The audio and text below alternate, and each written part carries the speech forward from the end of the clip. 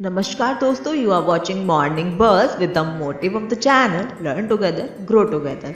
दोस्तों, जैसा कि हमने आपसे वादा किया था कि हम जगन्नाथपुरी का सेकंड पार्ट भी आपके लिए लाएंगे, जिसमें आपको जगन्नाथपुरी का इतिहास, उससे जुड़े हुए किस्से, कहानियाँ और कुछ एक्साइटिंग फैक्ट और बचे हुए चमत्कार देखने को मिलेंगे। तो दोस्तों, शुरू करते हैं जगन्नाथपुरी की बची हुई यात्रा। हिंदुओं की प्राचीन और पवित्र 7 नगरियों में पुरी उड़ीसा राज्य के समुद्री तट पर बसा है। जगन्नाथ मंदिर विष्णु के 8वें अवतार श्री कृष्ण को समर्पित है।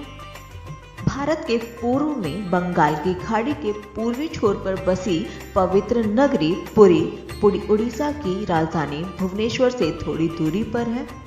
आज का उड़ीसा प्राचीन काल में उत्कल प्रदेश के नाम से जाना जाता था। यहाँ देश की समृद्ध बंदरगाहें थी, जहाँ जावा, सुमात्रा, इंडोनेशिया, थाईलैंड और अन्य कई देशों का इन्हीं बंदरगाहों के रास्ते व्यापार होता था। पुराणों में जगन्नाथपुरी मंदिर को धरती का बैकुंठ कहा गया है। यह भगवान विष्णु के 4 धामों में से एक है। इसे श्री क्षेत्र, श्री पुरुषोत्तम क्षेत्र, शाक क्षेत्र, नीलांचल, नीलगिरी और श्री जगन्नाथपुरी भी कहते हैं। यहाँ लक्ष्मीपति विष्णु ने तरह तरह की लीलाएं भी की थी। दोस्तों, अब हम जानेंगे कि इस मंदिर को किसने बनवाया। यह मंदिर राजा इंद्रद्युम्न ने बनवाया था। राजा इंद्रद्युम्न मालवा के राजा थे, जिनके पिता का नाम भारत और माता का नाम सुमति था। राजा इंद्रद्युम्न को सपने में हुए थे जगन्नाथ के दर्शन। एक रात भगवान विष्णु ने उनको सपने में दर्शन दिए और कहा, नीलांचल पर्वत की एक गुफा में मेरी एक मूर्ति है, जिसे नील माधव भी कहते हैं। भगवान विष्णु ने राजा इंद्रद्युम्न से कहा कि तुम एक मंदिर बनवाकर उसमें मेरी यह मूर्ति स्थापित कर दो। भगवान विष्णु की आज्ञा का पालन करने के लिए राजा ने अपने सेवकों को नीलांचल पर्वत की खोज में भेजा। उनमें से एक था ब्राह्मण विद्यापति। विद्यापति ने सुन रखा था कि सबर कबीले के लोग नील माधव की पूजा करते हैं और उन्होंने अपने देवता की इस मूर्ति को नीलांचल पर्वत की गुफा में छुपा रखा है। वह यह भी जानता था कि सबर कबीले का मुखिया विश्ववसु नील माधव का उपासक है, उसी ने मूर्ति को गुफा में छुपा रखा है। विद्यापति बहुत चतुर था और उसने अपनी चतुराई दिखाते हुए मुखिया की बेटी से विवाह कर लिया। आखिर में विद्यापति अपनी पत्नी के जरिए नील माधव की गुफा में पहुंचने में सफल हो गए। उन्होंने मूर्ति चुरा ली और राजा को लाकर दे दी। विश्ववसु अपने आराध्य देव की मूर्ति चोरी हो जाने से बहुत दुखी हुए। अपने भक्त के दुख से भगवान भी दुखी हो गए। भगवान गुफा में लौट गए, लेकिन साथ ही राजा इंद्रद्युम्न से वादा किया कि वो एक दिन उनके पास जरूर लौटेंगे, बशर्ते कि वो एक दिन उनके लिए एक विशाल मंदिर बनवा दें। राजा ने मंदिर बनवा दिया और भगवान विष्णु से विराजमान होने के लिए कहा। भगवान ने कहा कि तुम मेरी मूर्ति बनाने के लिए समुद्र में तैर रहे पेड़ का बड़ा टुकड़ा उठाकर लाओ, जो द्वारिका से समुद्र में तैरकर पुरी आ रहा है। राजा के सेवकों ने उस पेड़ के टुकड़े को तो ढूंढ लिया, लेकिन सब लोग मिलकर भी उस पेड़ को नहीं उठा पाए। तब राजा को समझ आ गया कि नील माधव के अनन्य भक्त सबर कबीले के मुखिया विश्ववसु की सहायता ही लेनी पड़ेगी। सब उस वक्त हैरान हो गए जब विश्ववसु भारी भरकम लकड़ी को उठाकर मंदिर तक ले आए। अब बारी थी लकड़ी से भगवान की मूर्ति गढ़ने की।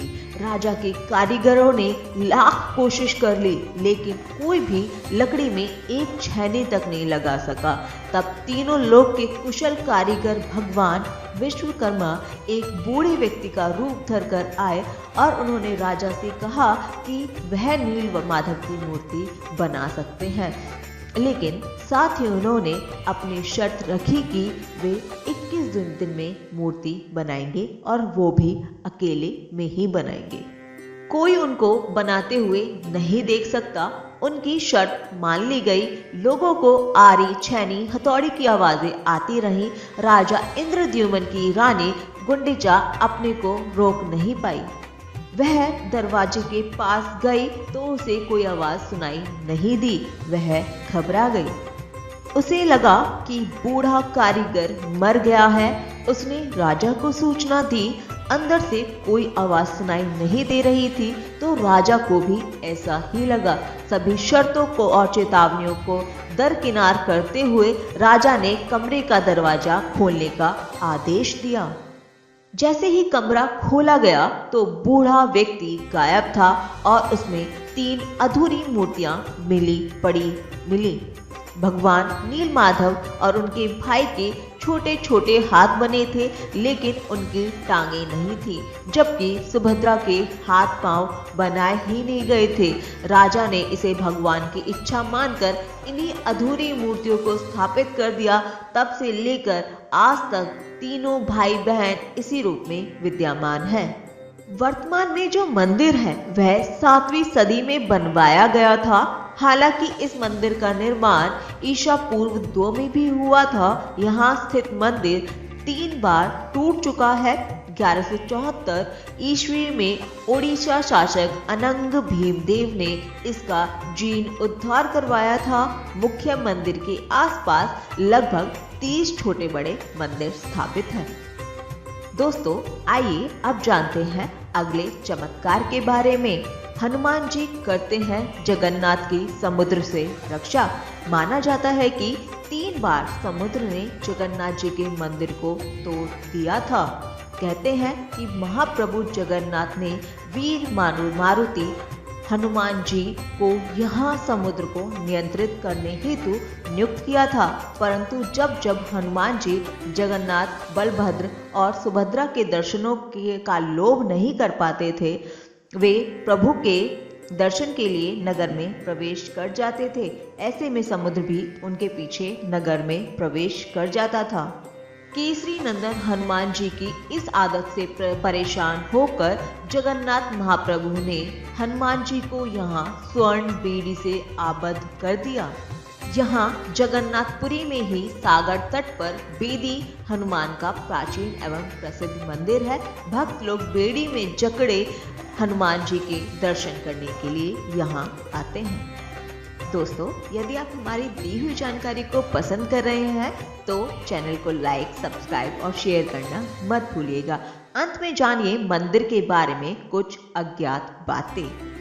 महान सिख सम्राट महाराजा रणजीत सिंह ने इस मंदिर को प्रचुर मात्रा में स्वर्ण दान किया था, जो कि उनके द्वारा स्वर्ण मंदिर अमृतसर को दिए गए स्वर्ण से भी कहीं अधिक था। 5 पांडव भी अज्ञातवास के दौरान भगवान जगन्नाथ के दर्शन करने आए थे। श्री मंदिर के अंदर पांडवों का स्थान आज भी मौजूद है। भगवान जगन्नाथ जब चंदन यात्रा करते हैं तो 5 पांडव उनके साथ नरेंद्र सरोवर जाते हैं। कहते हैं कि जब ईसा मसीह सिल्क रूट से होते हुए जब कश्मीर आए थे, तब पुनः बेथलेहम जाते वक्त उन्होंने भगवान जगन्नाथ के दर्शन किए थे।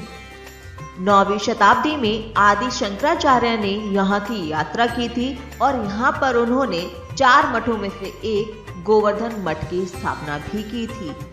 तो दोस्तों, ऐसे ही रोमांचक जानकारी के लिए देखते रहिए मॉर्निंग बज़। और यदि आप किसी पर्टिकुलर प्लेस के बारे में जानना चाहते हैं तो हमें कमेंट करके जरूर बताइएगा। धन्यवाद दोस्तों।